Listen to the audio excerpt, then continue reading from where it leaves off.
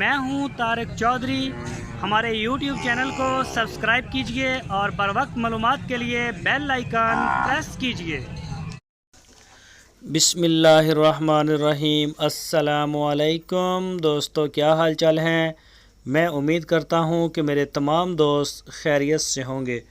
تو دوستو، ہماری دعائیں آپ کے ساتھ ہیں. اللہ تعالیٰ آپ سب کو اپنے حفظ و ایمان میں رکھے، اور یہ جو عالمی وبا ہے کرونا وائرس کی، اللہ تعالیٰ اس سے ساری دنیا کے انسانوں کو محفوظ رکھے اور ہر کسی کو پریشانی سے بچائے. تو دوستو، ہماری آج کی جو کارگو ہے فیصل آباد کی، اس میں 3 گائے اور 1 بچڑا وہ فیصل آباد میں گیا ہے. جو بھی دوست مال خریدنا چاہیں، اور میں یہ بھی بتا دوں کہ یہ جو کارگو ہے یہ شاہ محمد نے بھیجی ہے فیصل آباد میں. کل بھی ہماری گئی تھی لاہور والی سائڈ پہ، اور یہ آپ دیکھ سکتے ہیں 3 گائے، تینوں چولستانی ہیں، اور ان میں 1 بچڑا ہے وہ بھی چولستانی ہے، وہ بھی لوڈ کریں گے.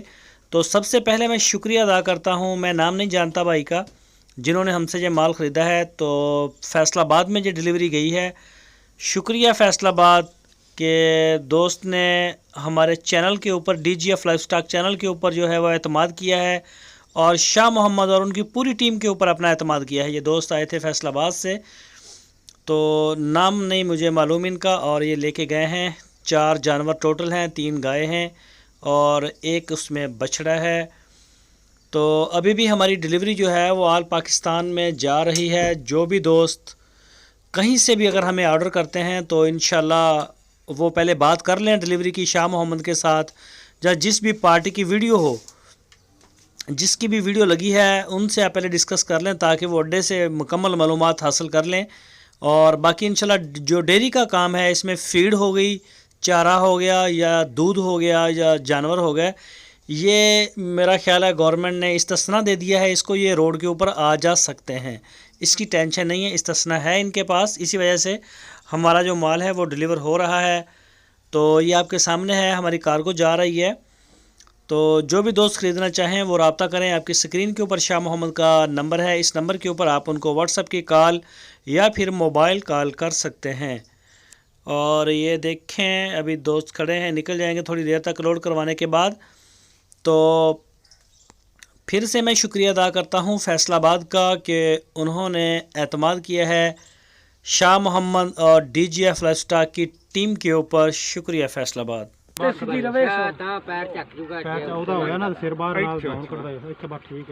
چلو ٹھیک ہے، چل بند ہے ایتھے آدی مرضی نہ تے اسروتا بننا نہ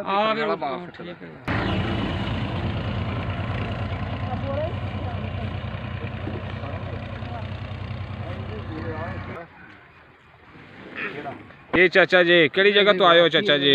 میں جی گجران دے نال ہے قلعہ دیدار سنگھ جی پنڈ ہیگر ہے ساڈا. جی جی کنیاں گاواں لਈਆਂ چاچا جی؟ گاواں جی لਈਆਂ نے 2 ایک ویڑا لیا ہے. 3 گاواں، ایک نال گاں امانت جاندی پئی امانت تے جاندی پئی. فیصل آباد دی، تیرے نال ایک امانت جا رہی ہے. ہاں جی.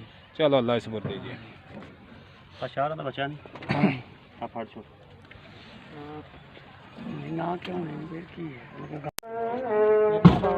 کڑیاں بھی زلالتی بڑی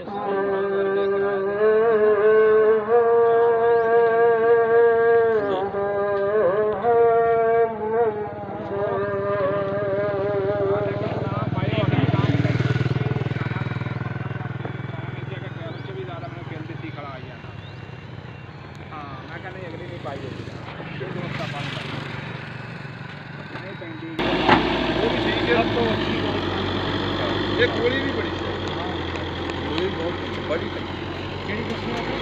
ہاں بڑی